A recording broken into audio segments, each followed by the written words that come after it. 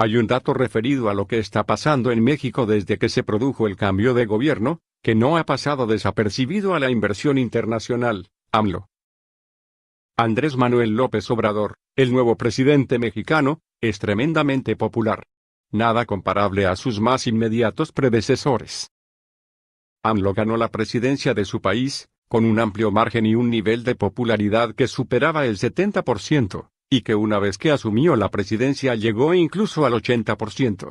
Verdaderamente, una situación que no sucede muchas veces. Por lo anterior, Wall Street, que inicialmente fue muy tibio, por no decir más bien frío, con el nuevo presidente, está queriendo entender mejor qué es lo que está pasando exactamente en México. Porque ese índice de aprobación, sin duda, debe tener alguna base que no ha sido bien explicada o analizada aún aquí. Y ayudar a entender mejor lo que han sido estos primeros meses del nuevo gobierno mexicano, es lo que hemos hecho en el más reciente Globo Economía. Con la ayuda del póster mexicano Francisco Abundis, director de Parametria. Abundis dice que para entender esas cifras de aceptación es importante saber que la opinión pública mexicana conoce a López Obrador desde hace 18 años.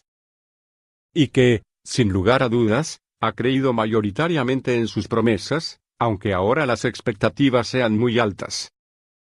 Pero por ahora AMLO mantiene a su base con él y esa base es muy amplia. Y aunque la oposición está queriendo que las medidas de redistribución de ingresos / subsidios que está poniendo en práctica se vean como medidas muy izquierdistas. Como dice Abundis, su impresión, hablando con inversores internacionales, es que esas medidas no preocupan en sí mismas. Más bien se ven positivamente en un país con las diferencias y la pobreza que aún existe en México, señala. Lo que preocupa, dice Abundis, es cómo se van a poder sostener y por cuánto tiempo.